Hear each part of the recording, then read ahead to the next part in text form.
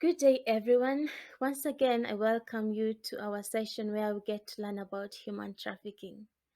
So, every time I talk to someone or a friend about human trafficking, what comes to their mind is the 15th to 19th century era of slave trade, where human beings were bundled up in ships and they were transported to other continents or other countries, where upon their arrival, they were put on auction and sold off to the highest bidder, and the highest bidder upon buying the human being got exclusive rights to use them, to misuse them, to dispose of them, to exploit them in whatever way that they wanted.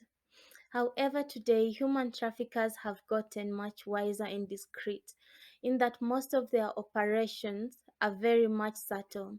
That if you do not know the constituents of the act of human trafficking, then there is no way that you may suspect that an act of human trafficking is ongoing. Today, the most instructive text when it comes to defining human trafficking is the 2000 Palermo Protocol. Under this protocol, in section 3A, human trafficking is defined in three stages. They include recruitment, transportation, receipt, and then exploitation of a victim. Recruitment can either be deceitful, fraudulent, or even forceful. Under deceitful or fraudulent recruitment, someone is promised things or greener pastures on the other end of the continent, of the world, or of the town, which in fact will not be fulfilled by the human trafficker. For instance, someone would be told that they are going to Saudi Arabia to be accountants, but then when they arrive there, they are subjected to being house helps or house managers. Or even someone could be told that they will be paid 50,000 Kenyan shillings per month. However, on the arrival of their country of destination, they are only paid 18,000 Kenya shillings per month, which amount will only be paid after the expiry of their 1 year term or 2 year term contracts.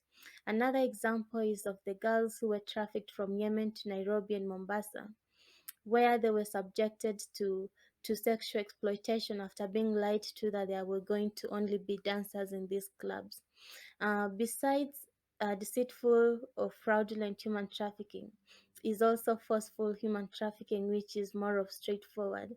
For example, a child would be kidnapped, and then they'll go and the trafficker will subject them to exploitation, whether sexual, forced labor, or any other form of exploitation. And after someone has been recruited, then they are going to be transported. Transportation can happen on several stages. Someone could be merely transported within the same town. For example, from Madare to Karen, that's within the Nairobi County. Or someone could be transported within different counties. For example, girls from Western to be subjected to compulsory labor in Nairobi, or to Mombasa for sex tourism. And also, transportation could be within different countries at a regional and an international level, or between different continents, for example, from Africa to America. So after someone has been transported, then on the other end of the string, there is always someone waiting to receive them, who is the receiver, which after they are subjected to exploitation.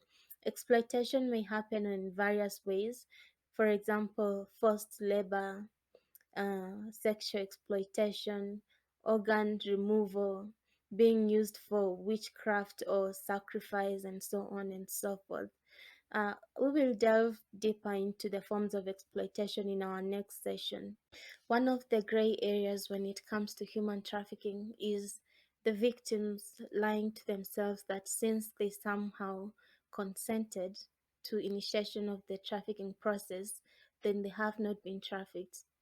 For instance, many ladies in Kenya who are subjected to compulsory or forced labor in Saudi Arabia will always think that it's only an ordinary employment contract, and that whatever is befalling them in Saudi Arabia is only their misfortune.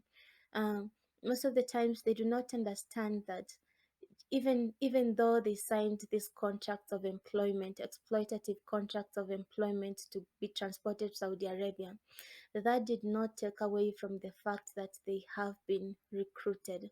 So, because the consent that they give when signing an agreement is vitiated in various ways. For example, by the deceit that they are given, by the exploitation that they are being subjected to, by some forceful or fraudulent elements in the contract. So, one thing that I encourage anyone, and if you can encourage anyone as well, is that before signing any contracts of employment, they should reach out to us. They should just, we would do the reading of the contracts and advising them on what may befall them, or even whether they need to go to Saudi Arabia, or to go to Yemen, or to go to anywhere in the first place. Another myth when it comes to human trafficking is that one cannot be trafficked by their relatives. However, at some point, we know of a rich uncle or a rich neighbor who has gone to their village and picked out a less advantaged child and brought them to their households to take care of chores, to take care of their young children, and so on and so forth. This is a typical case of human trafficking that in many cases goes away unnoticed.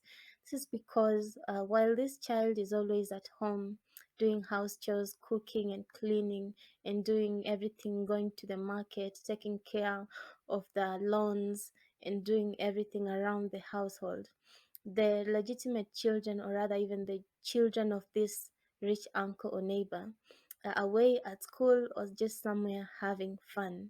Um, this is very subtle and discreet, that many a times these children who are being exploited by the rich uncle always believe that all the pay they will ever receive is being away from their villages where they would be otherwise wallowing from poverty. And just the fact that maybe at the end of the day they get a meal, or they get somewhere to sleep, however not decent, then they believe it's not a human trafficking case.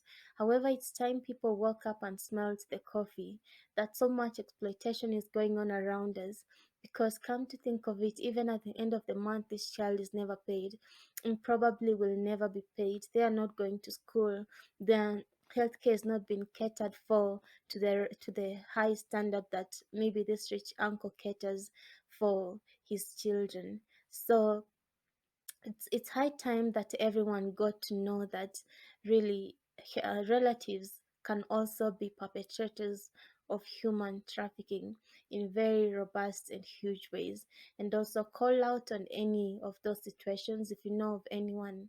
It could be your friend, it could be your neighbor, it could be your pastor, it could be your boss who is exploiting a child or someone else in this manner. Just call out on them, because today the world, I mean, everyone is equal and everyone has dignity, and they do not have to have anyone take away that dignity from them just because they are poorer, or just because they are in a more less advantaged position of life.